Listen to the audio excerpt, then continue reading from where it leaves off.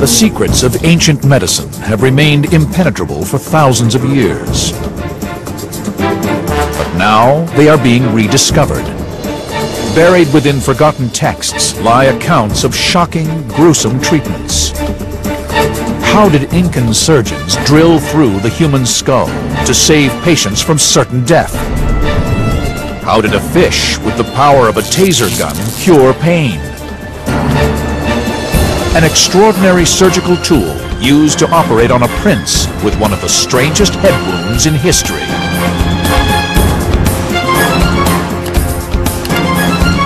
Ancient Discoveries is entering a remarkable world of snakes, leeches, and death rays, uncovering a secret. They all worked. This is the untold story of gruesome medicine.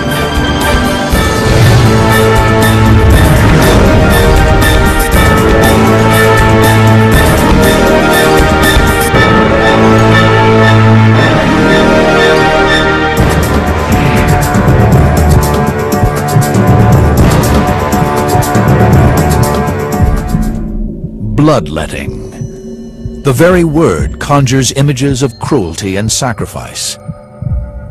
Beginning over 3,000 years ago, patients were bled to death in their thousands. Ancient doctors removed up to 4 pints in a bid to cure everything from fever to madness. It does sound outrageous to open the veins and drain somebody of their life-giving fluid, but in some circumstances it can actually be beneficial. Bloodletting's most famous practitioner hailed from ancient Greece, and his name was Galen. Born in 129 AD, he was to become worshipped as a god for his miraculous healing powers. Galen had a theory of medicine that was based on balancing humours throughout the body. And he assumed that in order to get the right balance of humours, if you let out blood, then the humours balance themselves. A chilling array of tools were used to open up his patients, from hooks and scalpels to knives and cutting machines. The most notorious of all was the leech. I think most patients today, seeing leeches on their body, would throw up their hands in horror as it being an outmoded form of treatment. But it has undergone a resurgence. Galen's theories, along with the use of leeches, have been dismissed for centuries. But now, recent evidence has caused medical science to reevaluate them. At the Ancient Discoveries Laboratory, leeches expert Carl Peters is investigating the leech's blood-sucking powers. In this small vial here, we have just some ordinary sheep's blood, and on the bottom we have some collagen membrane. So we'll put the leech on the bottom there, and then hopefully it'll drain the vial. Over 20 minutes, the leech sucks the blood from the vial, multiplying its body weight by up to 4 times. The question remains, how could this phenomenal sucking power be used to save lives? For a window into how ancient leechcraft worked, Ancient Discoveries has brought in a human guinea pig, former military officer David Shaw. Dave is about to feed these miniature carnivores with their food supply for the next 6 months. I'm not a fan of needles at the best of times, and the leech is like a little biological needle, I suppose, but he's got about 300 teeth, or so they tell me. So yeah, a little bit anxious, a little bit nervous. Carl attaches the leech to Dave's calf. It begins by flexing to increase body volume and prepare for drinking up to 50 milliliters of human blood. After 25 seconds, the leech breaks the skin. When it makes the hole, it bites in. It's got three jaws, 125 teeth on each jaw. Normally, when the skin's surface is broken, a blood clot forms to prevent us from bleeding to death. Here we see the leech's 3 jaws. Leeches have a unique substance that overrides the body's clotting mechanism, their saliva. This acts as an anticoagulant, which prevents the blood from clotting. In the ancients' procedure, as now, the leech falls off once it's had its fill of approximately 2 ounces of blood. It was quite an experience.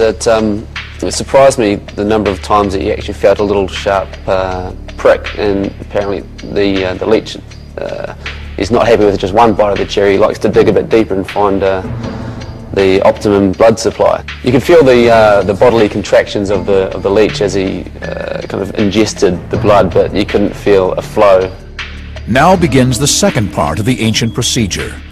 Most of the blood wasn't removed by the leech itself, but from the unclotted bleeding caused by the leech's saliva.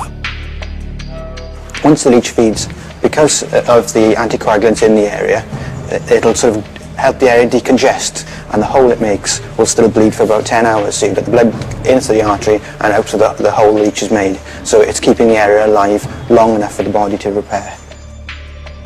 These limbs are suffering from a septic necrosis, which is caused by a lack of blood supply and bone death, a condition seen on the battlefields of ancient Greece due to sword and axe wounds.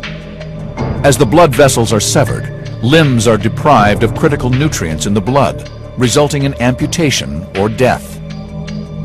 The leech's saliva contains agents that vasodilate the small veins and capillaries in the flesh. This allowed ancient leeches to draw the blood evenly through damaged flesh, keeping it alive while it healed. Yet leeches were not the only skin-crawling critter to inhabit the world of ancient gruesome medicine. The most shocking treatments of all came from poisonous snakes. In Greece lies the ruins of Epidaurus, headquarters of a mysterious ancient snake cult said to have magical healing powers. It was founded in 300 BC by a demigod whose name was Asclepius. The cult of Asclepius was very important in ancient Greece, and people would flock from all over Europe to visit him and to receive his wisdom and his healing and his diagnostic powers. Asclepius's symbol of healing was a snake. There is the fable of the snake bringing the herbs of life, and it is thought that his symbol of the staff with the single snake coiled round it arises from that story. Asclepius's snake potions were said to have the power to revive the dead. For 2,300 years, they have been dismissed as myth. Now, modern science may provide clues as to how the snake potion worked. The Liverpool School of Tropical Medicine in England houses over 200 of the world's most poisonous snakes. Dr. Rob Harrison is one of the foremost experts on the medical effects of snake venom. In order to make a snake potion, the ancients would have needed to milk the venom. Our subject is the horned viper, one of the most dangerous snakes in the world. Venom extraction is a dangerous procedure. It should only be done by experts. It's important when I'm helping Paul milking the snakes that we're not scared, but that we feel competent. Anxious is all right, scared is not all right. The horned viper is native to northern Africa, and just half of its maximum dose is enough to kill an adult. If a person was bitten, they could be in a life-threatening situation within 20 minutes, half an hour. Okay, Paul, are you ready? Yeah, I'm ready. As Dr. Harrison and his snake handler, Paul, extract the poison, they are replicating a process carried out by the ancient snake handlers. You got the green one? I've got the green. Okay, good. Right. Yeah. Ready? Got it. Once the snake is trapped, the handlers place its jaws over the edge of a beaker and force the venom into the beaker's bottom. Modern research supports the idea that a snake potion would have had certain benefits. The neurotoxins can be used to create drugs that treat Alzheimer's and memory loss, and its hemotoxins help combat heart disease and high blood pressure. 125,000 people die every year from snake bite. High blood pressure certainly kills many more people than that.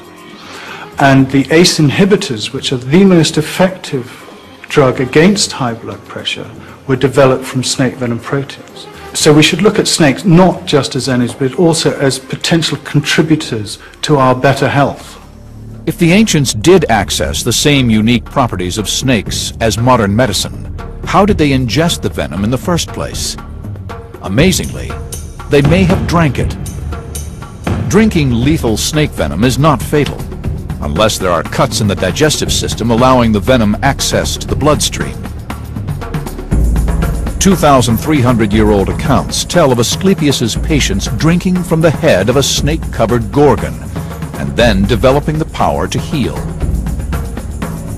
Tantalizing evidence that the ancient Greeks could have discovered the same healing powers as the 21st century's latest medical drugs. The ancients' unrelenting search for new medical treatments even saw them transform an underwater killer's taser-like weapon into a miracle cure. The secrets had been lost to time. Until now. Since the beginning of history, humans have sought to manipulate and control pain.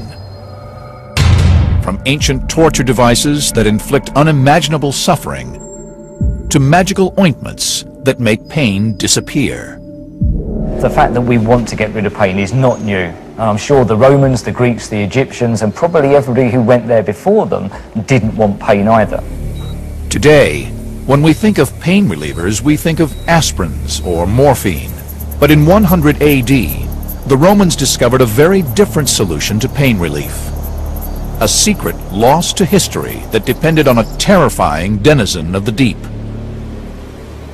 Roman historian Plutarch left an account describing an incredible pain neutralizer, a rare kind of electric eel known as a torpedo. The ancient Roman sources describe how sufferers of extreme joint and leg pain were taken down to the beach. Here, their feet were placed directly on top of the torpedo. After time, their suffering abated and their pain disappeared. The Roman accounts tell of how the torpedo could be used to cure almost all pains, from stomach cramps to syphilis. But aside from the basic ancient descriptions, nothing is known about how the treatment actually worked. How does the jolt of a dangerous animal relieve pain? At the Finisterre Aquarium in La Coruña, Spain, torpedoes are being scientifically examined for the first time. Fernanda Migueles is a marine scientist who has long been fascinated by the fish whose deadly electric shock weapon may have the power to heal. It's a fish that has remained mysterious for centuries because it primarily lives undercover on sandy beds, hidden from human eyes. The torpedo's electric discharge is primarily for defense, but it is also used to kill prey. When in attack mode, the torpedo electrocutes its target fish, paralyzing it before swallowing it whole. To unravel the mysteries of the torpedo, the fish's deadly electric charge must first be quantified using the latest scientific techniques. To do this, the team need to move the torpedo to the laboratory's test center. 2 millennia after the Romans discovered the torpedo's electric powers, modern science can now reveal how the electricity is produced. 2 electric organs, each containing over 1,000 cells, form the torpedo's electrical power station. When the torpedo stings, the brain signals for the cells to fire, and an electrical charge is produced. Each of the cells produces a small quantity of electricity, but the combination of many cells, all acting in unity, generates an exceptionally powerful electrical discharge. The result is a living aquatic taser. This machine here is an oscilloscope. We use it to measure the torpedo's electric discharge. It measures the voltage of the charge in relation to time. Today, we are going to measure the highest electric charge that it is possible for the torpedo to produce. Torpedo is Latin for paralyzed, so Fernanda must take great care when handling the fish during the test. The torpedo fires its electric bolt, which registers at 20 volts, almost twice the shock level from a modern car battery. Look here. There is a signal of 20 volts, firing 3 times at intervals of only 5 milliseconds. This would cause a severe pain if inflicted upon a person. The Ancient Discoveries team now have a solid reading of the torpedo's electric potential. But the vital question remains: how did the Romans transform an aquatic taser weapon into an anesthetic? At the Ancient Discoveries Pain Lab, Dr. Watson is about to test how Plutarch's astonishing 2,000-year-old pain reliever actually relieves pain. And for that, we need someone in pain. David Shaw has returned to put his body on the line for another daredevil ancient experiment. We're going to measure how tolerant Dave is of pain. Dr. Watson places Dave's finger in a device called an algometer. This will push him to the limit of pain endurance by squeezing his finger until he can bear it no longer. I'm going to put your finger in here, and I'm going to keep squeezing, and I'm going to keep applying pressure until you tell me to stop. It's going to hurt, so give me a finger. I'm going to start applying the pressure, and I'm going to squeeze and squeeze and squeeze. As Dr. Watson cranks up the pressure on Dave's finger, neurotransmitters shoot up through the nervous system at 300 feet per second to deliver pain messages to the brain. At this rate, his brain is experiencing pain signals commensurate with a second-degree burn. Go on, keep going, keep going, keep going. And enough? A bit more. Oh, that'll do. Well, Dave, that was 827. Well, 827 is not too bad. That's certainly higher than average. But then, given your background and your exposure to pain in the past, then I'd expect you to be higher than average. Oh. Dave's reading reveals he is able to withstand 827 kilopascals of pressure, equivalent to having a 700-pound person standing on his finger. It's kind of an all-encompassing pain that you can't really escape from. Certainly wouldn't want to be in that kind of pain if it was a continual, just a 24/7. You'd be looking for something, anything, to relieve the pain, especially if it was as intense as I've just experienced. Now, the way we think the torpedo worked is that it produced enough electrical charge to theoretically numb pain by neutralizing the nerve impulses sending messages to the brain. So Dr. Watson matches the number of volts produced by the torpedo and administers that to our patient.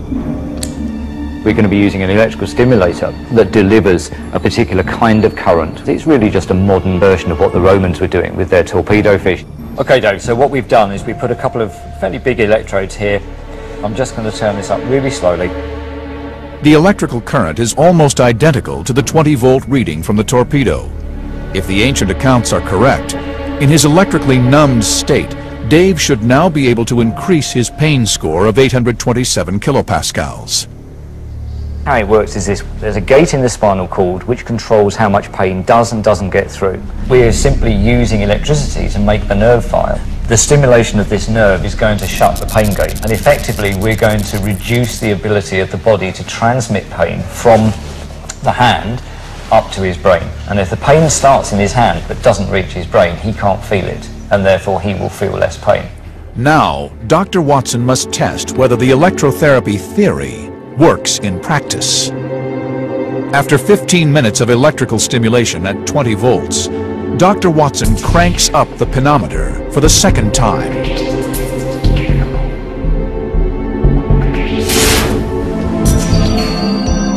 The penometer crunches Dave's finger into 1/4 of an inch. He is now experiencing a far greater level of pain than we would expect a human to be able to take. Yep. Okay. So that gives us 1096. That's 1096. That's different from last time. Very different. 200 up. 200 up. That's about 25% up on where we were before. Originally, he was feeling 827. And that's when he told me to stop. This time we got up to 1096, 1096 before he told me to stop. So I've made him less able to feel pain. Dave can now withstand pressure equivalent to being run over by a 2-ton truck. 2,000 years after Plutarch's first accounts, this pioneering experiment has revealed that the stories of the ancient Romans' miracle cure are grounded in fact. I'm pretty sure they didn't understand about pain gates in the spinal cord, and I'm pretty sure they didn't understand about stimulating nerves in order to get pain relief, but they knew that using electricity, which happened to come from a torpedo fish, produced the sensation of pain relief. Thousands of years later, our modern machines are just an up-to-date way of doing torpedo fish therapy. Even the Romans might wince at some of the treatments in the mysterious world of the Incas. Here, doctors literally cut open the human head.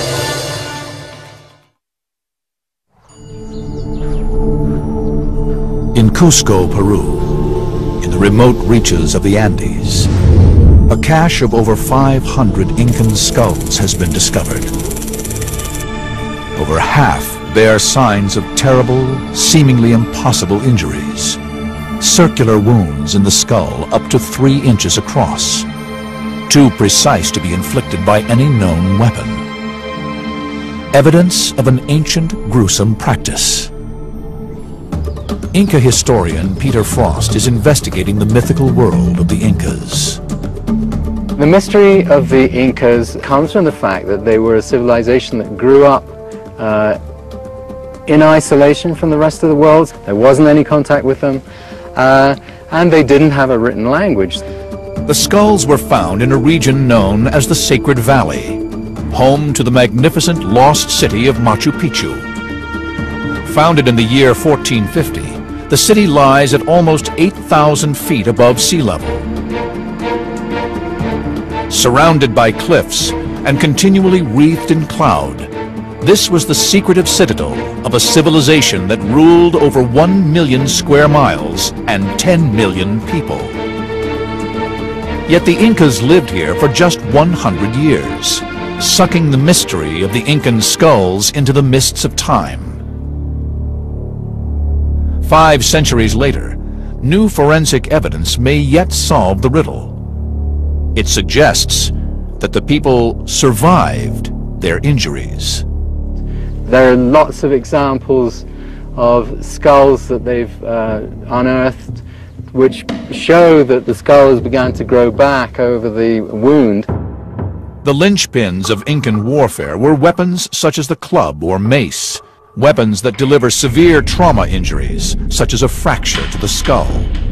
The thing about a skull injury or a skull fracture, a depression fracture, is that it pushes bone fragments into the brain area, and they must be elevated or taken away, because of course the skull is a box, and if the box is closed and there's bleeding inside the brain, then pressure increases and eventually the brain must die. Incan surgeons developed an astonishing solution to this seemingly fatal injury.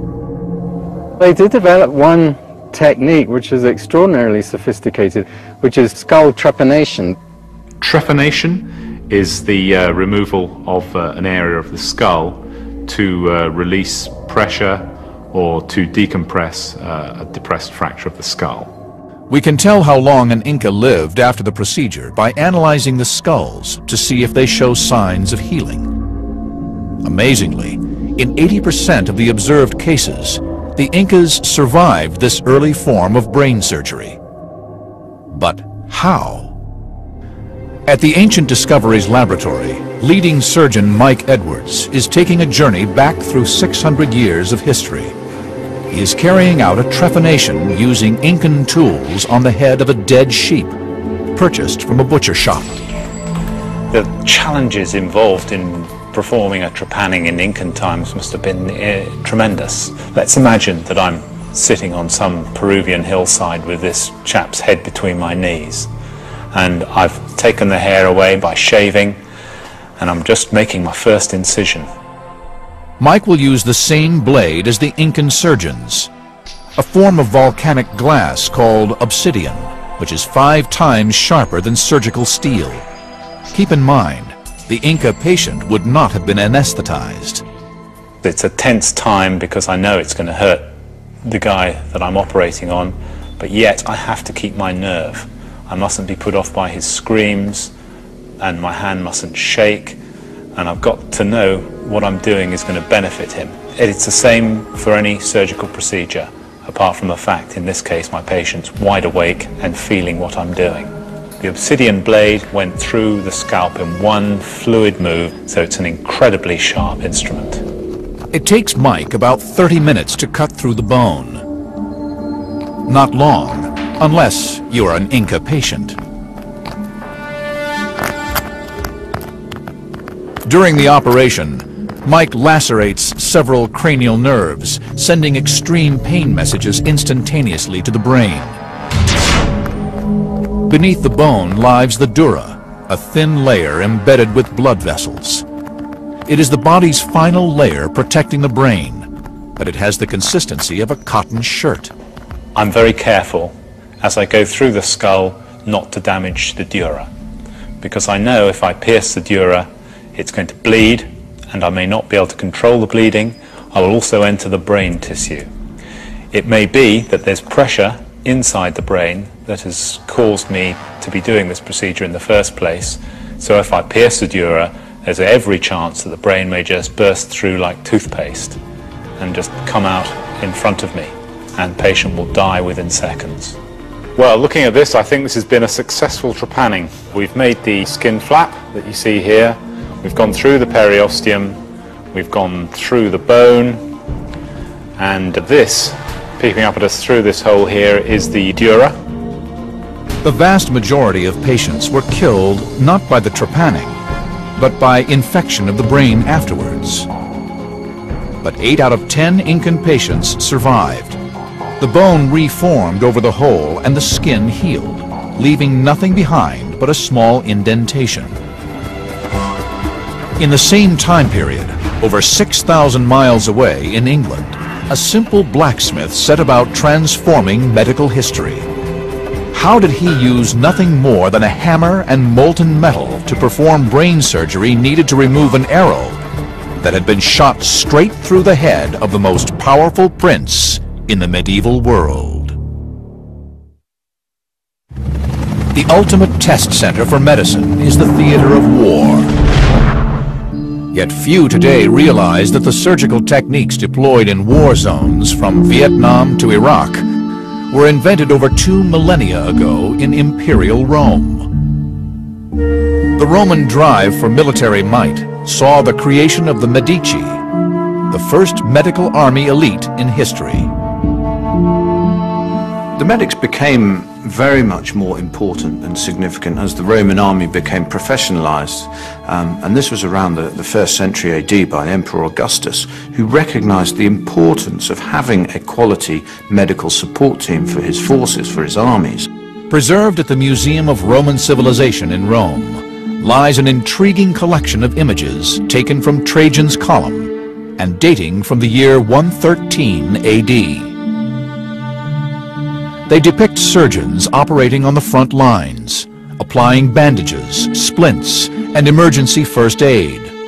If the reliefs are accurate, they show that the Roman surgeons pioneered the tools and techniques used by today's military medics.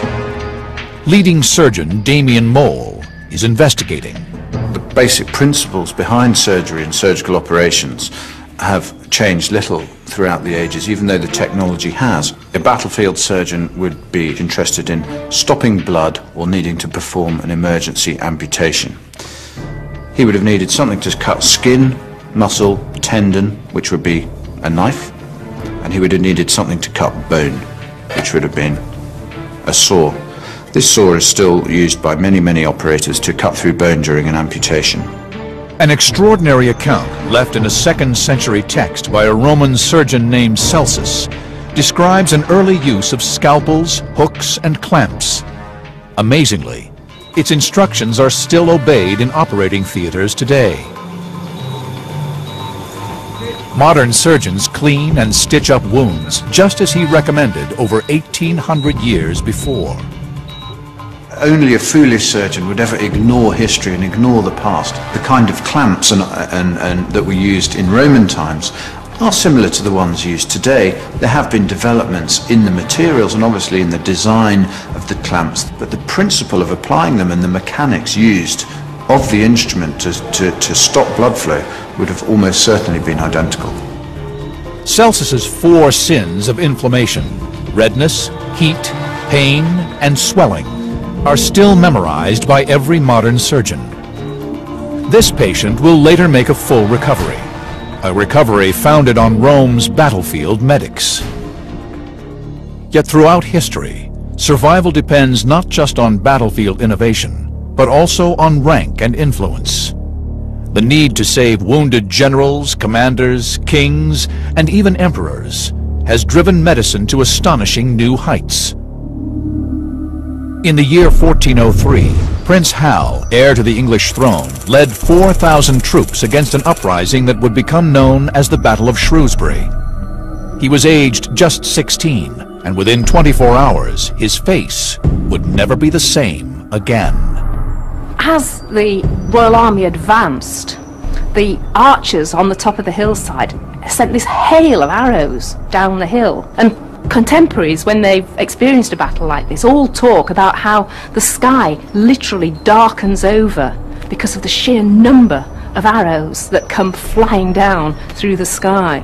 Now, if you're a knight and you're wearing full plate armour, it gets increasingly difficult to breathe.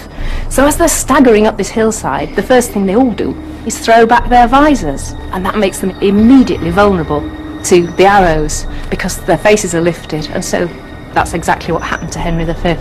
Prince Hal was struck by an arrow just beneath his left eye. It penetrated 6 inches into the skull, leaving the prince fighting for his life.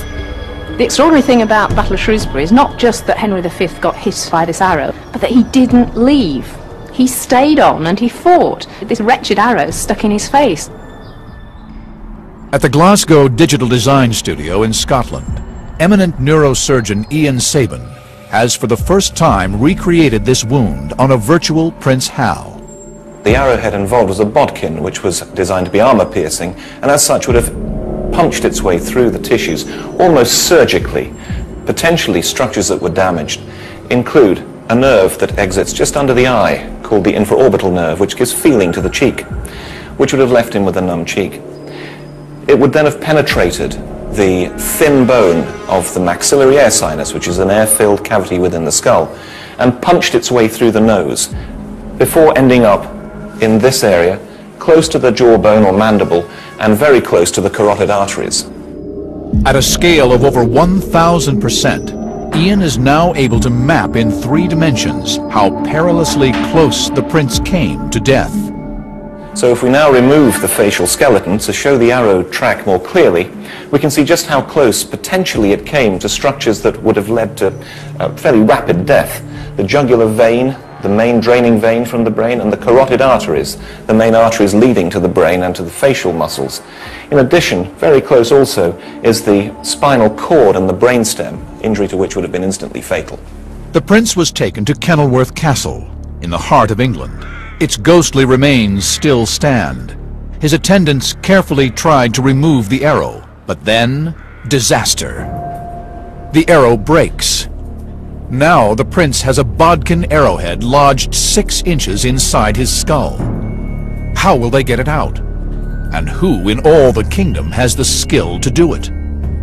The prince's advisors chose John Bradmore, a surgeon, locksmith, and convicted coin forger, for the challenge of a lifetime. You've got to imagine that Bradmore was in a unique situation. For the start, that he was in prison for counterfeiting, which was quite a serious offence, and he had been dragged out of prison, brought up to Kenilworth and said, right, here's the situation, you've got the future King of England, he's got an arrowhead in his head, we want you to get it out.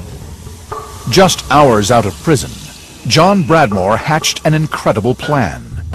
He decided to forge a new surgical instrument armed with nothing but a hammer and several sheets of molten metal. Historical blacksmith Hector Cole is reconstructing John Bradmore's arrow extractor, using the same techniques Bradmore himself would have used over 600 years earlier. What John Bradmore would have had to have done first would to forge out the strip of metal to make the main body of the extractor, and I've done that, and I've thinned out the 2 ends, so that they are the right thickness to be able to put the flutes in to make it into a half a cylinder at each end. Because when the two come together, they make a complete tube to enter the wound where the arrow went into Prince Henry's head. While John Bradmore worked, hour by hour, fever and infection pushed the prince ever closer to death. Time was of the essence, obviously, and he didn't have a lot of time to make it. He would have had perhaps a day and a half at the most to work out how to do it, how to make it, and actually make it. So he was under a tremendous amount of pressure. The arrow shaft had completely broken off inside the prince's skull. Fortunately, the remaining arrowhead was hollow, and this was to prove a crucial detail.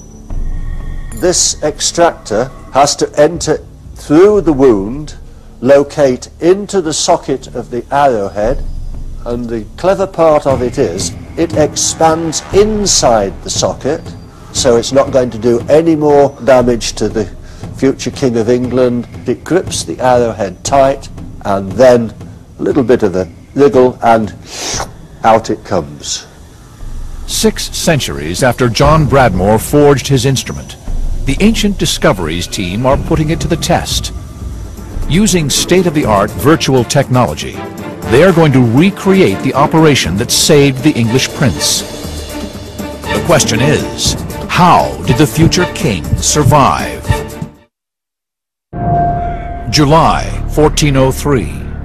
At Kenilworth Castle, the future King of England lay dying, with an arrow lodged 6 inches inside his skull.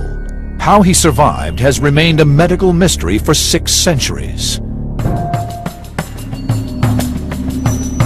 At the Ancient Discoveries Test Center, our team are recreating Prince Hal's wound on a pig carcass.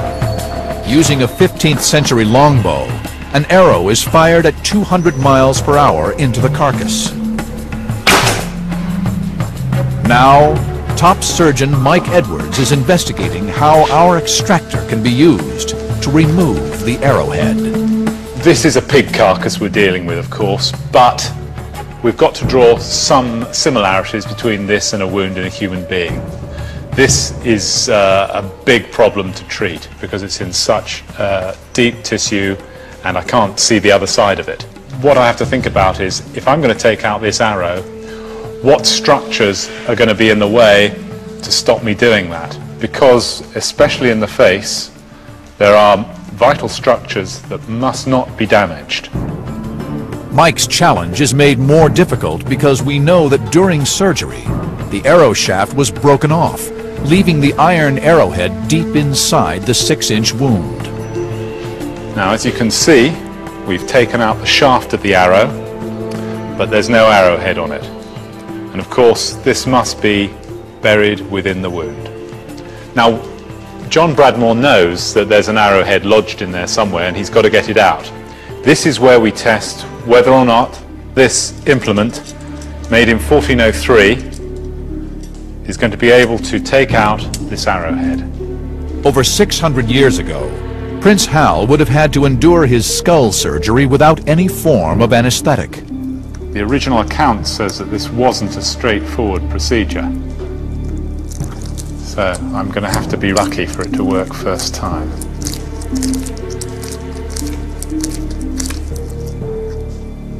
And it hasn't.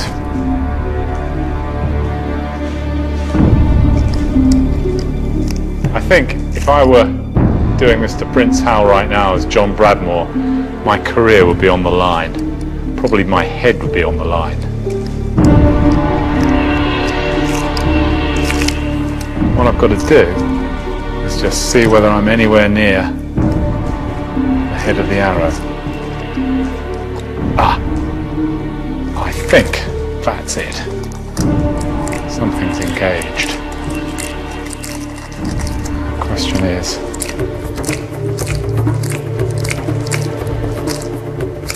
has it been enough? I'll just tighten the whole thing way down.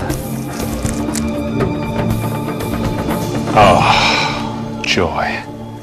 Mike's success came only after much trial and error, and it thus poses a further riddle. How did the prince survive such an invasive procedure? To discover this, the team need the technology of the future to look inside Prince Hal's head.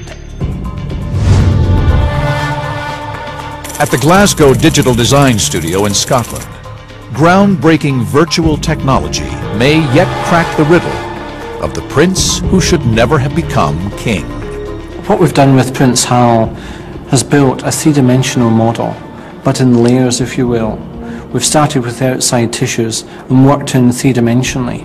So we've been able to construct the brain, the skull, all the major systems that are inside our head, and actually understand very clearly where the arrowhead was actually lodged. The team are setting out to model the Prince Hal story in a 3D virtual space. Every real element is modeled to within 1/25th of an inch.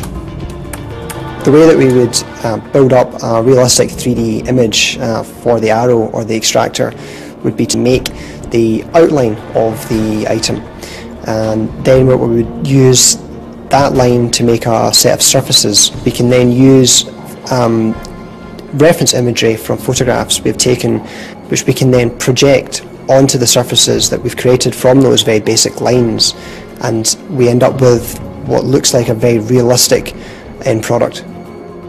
All of the virtual elements are now in place. Neurosurgeon Ian Sabin is about to carry out the first ever virtual operation on a historical figure ever attempted. We take away the skull and the muscle layer, please. Okay, we're going into layer selection mode. There you go. Ian is able to visualize the virtual prince using 3D glasses. Haptic glove technology then allows him to manipulate the prince in a virtual space. Arrow extractor, please. Okay, here's the extractor. The arrow took the only non-fatal trajectory available. It missed the central spinal cord, the brain stem, and the most vital blood vessel in the brain, the carotid artery. So using Bradmore's extractor, I'm going to pass it along the track that the arrow created, just able to locate it into the socket of the arrowhead, and it appears it's in the right place visually. I can now have a much closer look, which of course Bradmore couldn't do.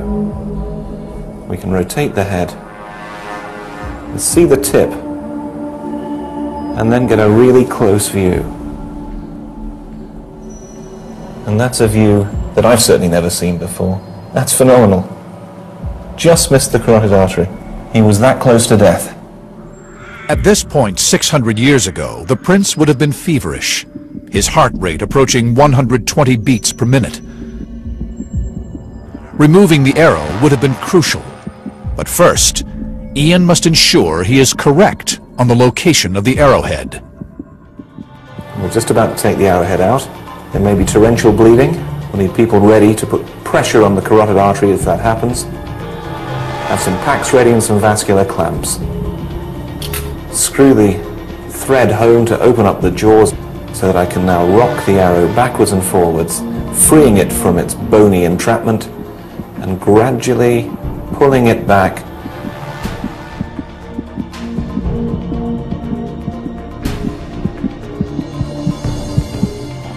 And out it comes. The virtual operation has proved a success. The prince has survived. The injury that Prince Hal received was horrendous, and actually he was incredibly lucky to survive.